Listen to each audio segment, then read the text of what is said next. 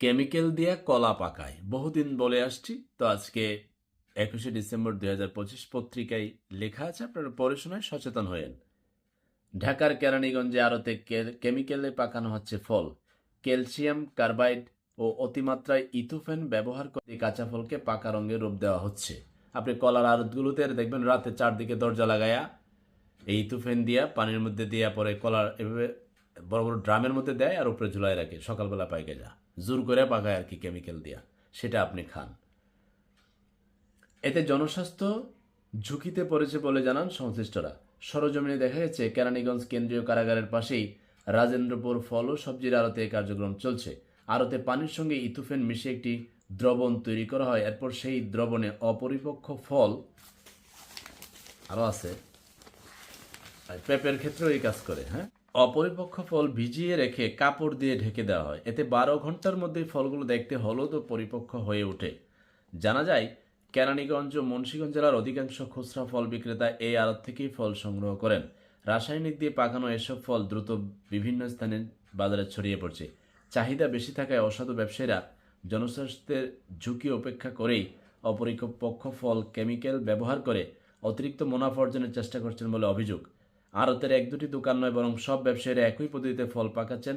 ভোক্তারা না জেনেই স্বাস্থ্য ঝুঁকিতে ফল কিনছেন। সারা বাংলাদেশে কলার আড়তে পেঁপেগুলোতে এগুলো কাজ করে। স্থানীয় বাসিন্দা ইমদাদুল হোসেন বলেন, আড়তদাররা রাসায়নিক ব্যবহার করে কাঁচা কলা ও অপরিপক্ক ফল অল্প সময়ে পাকিয়ে বিক্রয় উপযোগী করে তোলেন। জনস্বাস্থ্য সুরক্ষায় এসব অসাধু ব্যবসায়ীদের বিরুদ্ধে দ্রুত ভ্রাম্যমাণ। পাকানো ফল খেলে শরীরে মারাত্মক ক্ষতির প্রভাব পড়তে পারে। কার্বাইড মানব দেহের জন্য ক্ষতিকর পদার্থ। কার্বাইডযুক্ত কলা বা অন্য কোনো ফল খেলে দীর্ঘমেয়াদী নানা রকম রোগে আক্রান্ত হওয়ার ঝুঁকি থাকে।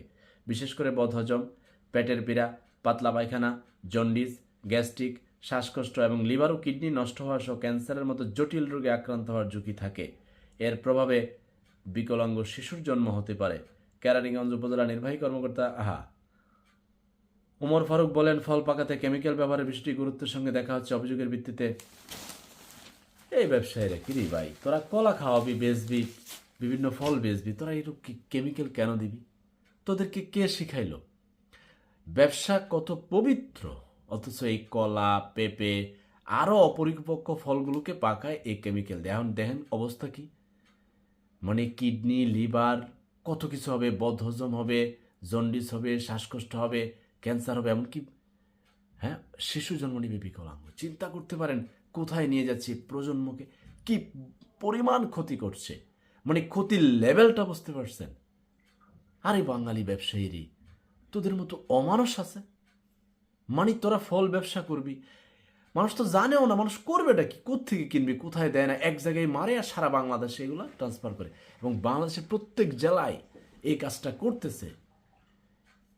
বললাম না, মানুষ পারবে না। আল্লাহ যদি দয়া না করে মানুষের ভিতরে, মানুষকে রাজনৈতিক নেতারা একভাবে মারে, ব্যবসায়ীরা আরেকভাবে মারে, মানে কই যাইবেন আপনি? আল্লাহ, আপনি দয়া করেন, এই দেশটা একটু দয়া করেন।